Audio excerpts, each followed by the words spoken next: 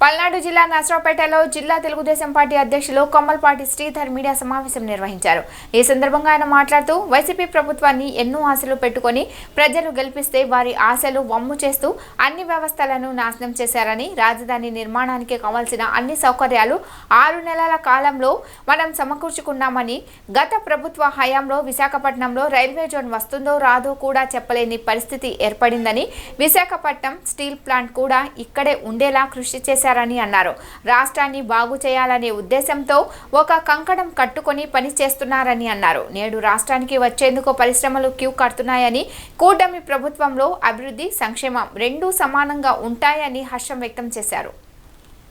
అదేవిధంగా వైజాగ్లో railway zone ఉంటుందా పోతుందా అనుకున్న దాన్ని ఈరోజు రైల్వే మనకి జోన్ కూడా రావటం కూడా జరిగింది. దానికి సంబంధించిన ల్యాండ్ని కూడా ఏర్పాటు చేయటం కూడా జరిగింది.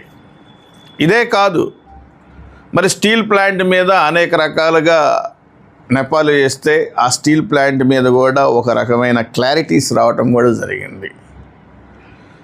గుంతలతోటి మమేకమైన ఈ ఆంధ్రప్రదేశ్ రోడ్లన్నిటినీ రేపు సంక్రాంతి లోపల పూర్తి స్థాయిలో కంప్లీట్ చేయటం కోసం కావలసిన నిధులని ఇచ్చిన ఘనత ఈరోజు కూటమి ప్రభుత్వంది అనేది కూడా మనకు స్పష్టంగా కనపడతా ఉంది.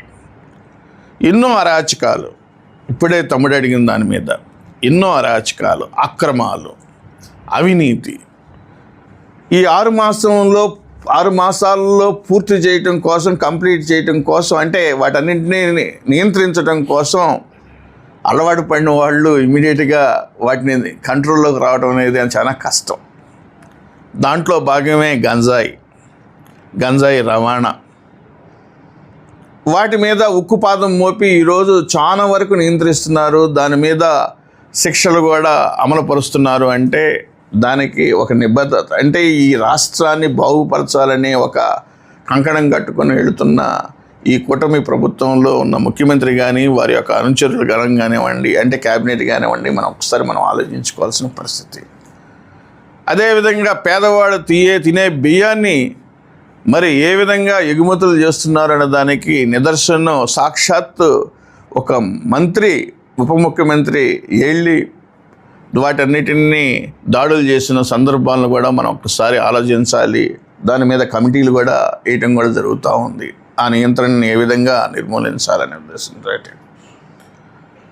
అదే కాదు, గతంలో మేము పెన్షన్లు పెంచుతాం, పేదవాడికి పింఛన్ పెంచుతామని ఆ రోజు సంవత్సరానికి 250 రూపాయలు పెంచుతూ 5 సంవత్సరాలకి ఇచ్చిన హామీని నెరవేరిస్తే, కేవలం ఈరోజు అధికారంలోకి వచ్చిన మొదటి నెలలోనే గత నెలతో కూడుకున్న ఏరియాస్తో కలిపి ఈ 6 మాసాల్లో ఎక్కడ 1వ తారీఖు రాకుండానే పింఛన్లు ఇచ్చిన ఘనత ఈ కూటమి ప్రభుత్వం అనేది కూడా ఒక్కసారి మనం గమనించుకోవాలి. ప్రజలు ఎటువంటి ఆనందాన్ని పొందుతున్నారు అనేది కూడా మనం ఇక్కడ ఒకసారి ఆలోచించుకోవాల్సిన పరిస్థితి. ఎందుకంటే డబ్బులు ఉన్నవాడికి 4,000 రూపాయలు లెక్క లేకపోవచ్చు, కానీ పేదవాడికి 4,000 రూపాయలు అనేది ఎంతవరకు ఎంత అవసరాలనేది ప్రత్యక్షంగా చూసిన వ్యక్తిగా నేను చెప్తున్నాను. ముందు వెళ్ళి కొనుక్కోవాలన్నా ముసలివాళ్ళు మార్నింగ్